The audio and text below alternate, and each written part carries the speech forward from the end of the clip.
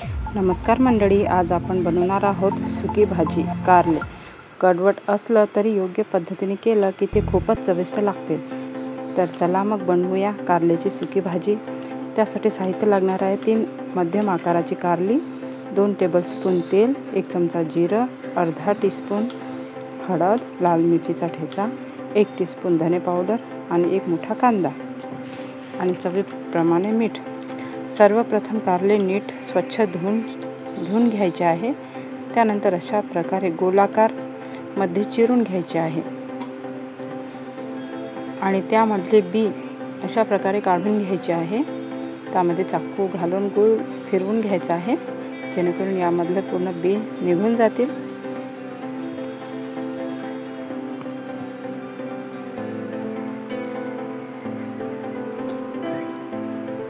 कारली कडू असली तरी चवीला अप्रतिम लागतात।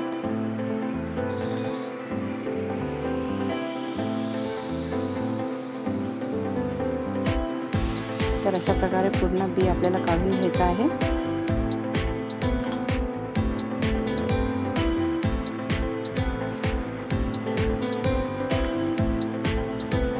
त्यानंतर मी इथे कढई ठेवलेली आहे आणि यामध्ये 2 चमचे तेल घातलेलं आहे आणि यात आपल्याला ती सर्व कारले टाकून घ्यायचे आहे आणि ते मंद आचेवर भाजून घ्यायचे आहे। त्यात थोडं मीठ घालायचं आहे। तर बघू शकता अशा प्रकारे खरपूस रंग येईपर्यंत त्याला भाजून घ्यायचं आहे। चवीपुरतं मीठ आणि सर्व कारले अशा प्रकारे भाजून झाली की एका प्लेटमध्ये काढून घ्यायचे आहे। नंतर त्याच तेलामध्ये 1 चमचा जिरं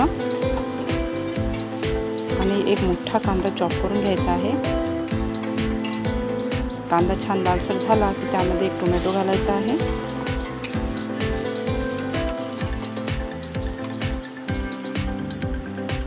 त्यानंतर 1 चमचा हळद, 1 चमचा जिरं पावडर, धने पावडर आणि लाल मिरचीचा ठेचा घालायचा आहे 2 चमचे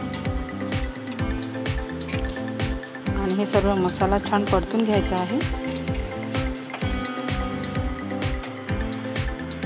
आता त्यामध्ये जे तळलेले कारले आहे ते आपल्याला घालायचे आहे।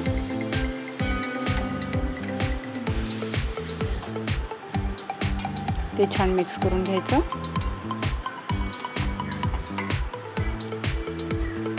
नंतर त्यावर झाकण ठेवून 10-15 मिनिटं वाफवून घ्यायचं आहे।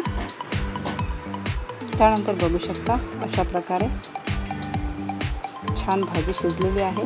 त्यामध्ये आपल्याला शेंगदाण्याचा कूट घालायचा आहे।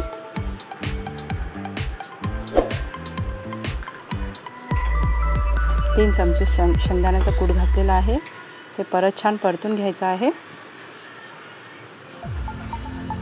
नंतर वरतून कोथिंबीर घालायची आहे। आता आपलं झणझणीत सुकं कारलं तयार आहे। ही भाजी पोळी किंवा भाकरीसोबत छान लागते। जर तुम्हाला ही रेसिपी आवडली असेल तर लाईक करा, कमेंट करून सांगा तुमचं मत आणि नवीन रेसिपीसाठी चॅनल सबस्क्राईब करायला विसरू नका। धन्यवाद।